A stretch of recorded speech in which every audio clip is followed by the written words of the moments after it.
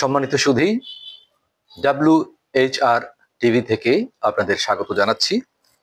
আমরা আপনাদেরকে এই কন্টেন্টে দেখাচ্ছি খুলনা অঞ্চলের গণহত্যার তথ্য প্রমাণ এবং কিছু গুরুত্বপূর্ণ তথ্য এবং লোমহর্ষক ঘটনাবলী আপনাদের সামনে বর্ণনা করছি।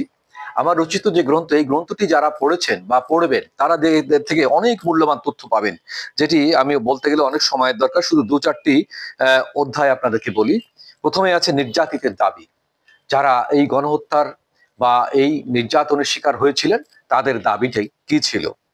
তারপরে আছে মহান মুক্তিযুদ্ধের শহীদদের সংখ্যা ও ধর্ষিতাদের সংখ্যা নিয়ে কারা প্রশ্ন তুলছে এবং কেন, খুব গুরুত্বপূর্ণ একটি অধ্যায়। তারপরে আছে বাংলাদেশের মুক্তিযুদ্ধের শহীদদের সংখ্যা নিয়ে ডাহা মিথ্যাচার, ব্যঙ্গাত্মক উক্তি ও একজন শর্মিলা বসু।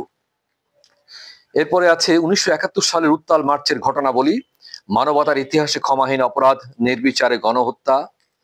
তারপরে আছে গণহত্যা শব্দের উৎপত্তি ও মানব সভ্যতার কলঙ্ক, কিছু গণহত্যার তথ্য। পরিকল্পিত নীল নকশা অনুযায়ী টিক্কা খানের গণহত্যার নির্দেশ, পূর্ব পাকিস্তানে গণহত্যার নির্দেশ ও খোঁজ খবর নেওয়ার গোপন বেতার বার্তা ও তার শব্দার্থ। 1971 সালের মুক্তিযুদ্ধকালীন হত্যাকাণ্ডের সময় তৎপূর্বে পাকি বাহিনীর শারীরিক নির্যাতনের ধরন, বিহারি পাঞ্জাবি পাকিস্তানিদের জাত বিদ্বেষ প্রসূত বাঙালিদের প্রতি অত্যাচার ও নির্যাতনের ধরন, গণহত্যা নির্যাতন ও ধর্ষণ বিষয়ে কিছু প্রত্যক্ষদর্শীর জবানবন্দি, নরপিশাচ জেনারেল নিয়াজির কর্মকাণ্ডে বিষয়ে বিদেশি পর্যবেক্ষক ও সাংবাদিকদের ভাষ্য, পাকিস্তানি নরপিশাচদের চরম নৃশংসতার কিছু লোমহর্ষক তথ্য, 71-এ গণহত্যার আদেশদাতাদের পরিচয়, বাস্তবায়নকারীদের পুরস্কার স্বরূপ ব্রিগেডিয়ার জেনারেল পদে উন্নীত করা হয়। এইভাবে অনেক অজানা তথ্য নিয়ে এখানে প্রায় 50-60টি অধ্যায় রচিত হয়েছে এই গ্রন্থে। সেটি আপনারা এই গ্রন্থটা পড়লে আপনারা জানতে পারবেন। আমরা অনেক ছবি সহ এই গণহত্যার কাহিনী সহ ছবি সহ এই গ্রন্থে ছেপেছি। আমি খুলনা অঞ্চলের গণহত্যা নিয়ে এই যে কন্টেন্ট গুলো তৈরি করেছি, যেটা আপনাদেরকে জানানোর জন্য আমরা সামনে এক একটা পর্বে আপনারা জানতে পারবেন। সেটি হচ্ছে আগামীতে আমরা দেখাবো আপনাদেরকে যে খুলনার এই সব অঞ্চলে, যেসব জায়গায় গল্লামারি বধ্যভূমিতে, সেখানে কি ভয়াবহভাবে গণহত্যা চালানো হতো এবং সেখানে প্রত্যক্ষদর্শী যারা, তারা মানে যা বর্ণনা করেন তা অনেকের সামনে বলা যায় না, এতটাই মানে লোমহর্ষক, এতটাই ভয়াবহ। এইভাবে আমরা খুলনার এখানে আমাদের বিভিন্ন স্কুল কলেজ মাদ্রাসা, আমি নিজের চোখে দেখেছি। আমার তখন বয়স 5-6 বছর, আমি ভালোই তখন বুঝি।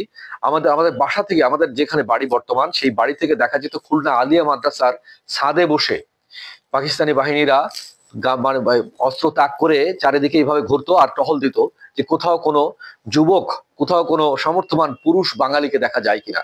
দেখা গেলেই তাকে গুলি করতেন ওখানে বসে। আর নারীদের দেখা গেলে তারা পরিকল্পিতভাবে রাজাকার দিয়ে খোঁজ খবর নেয়, রাত্রেবেলা সেখানে অপারেশন করে তাদেরকে ধরে নিয়ে তাদের ক্যাম্পে নিয়ে মারাত্মকভাবে তারা অত্যাচার, নির্যাতন, ধর্ষণ করত। এখানে একজন বিদেশি যিনি গবেষক, তিনি আমাদেরকে এখানে যে তথ্য দিয়েছেন সেটা আমরা তুলে ধরেছি, যে সুসান ব্রাউন মেইলার তার গ্রন্থের 83 পৃষ্ঠায় উল্লেখ করেছেন কোন মেয়েকে পাক সেনার এক রাতে 80-12 ধর্ষণ করেছে। চিন্তা করুন কি ভয়াবহ!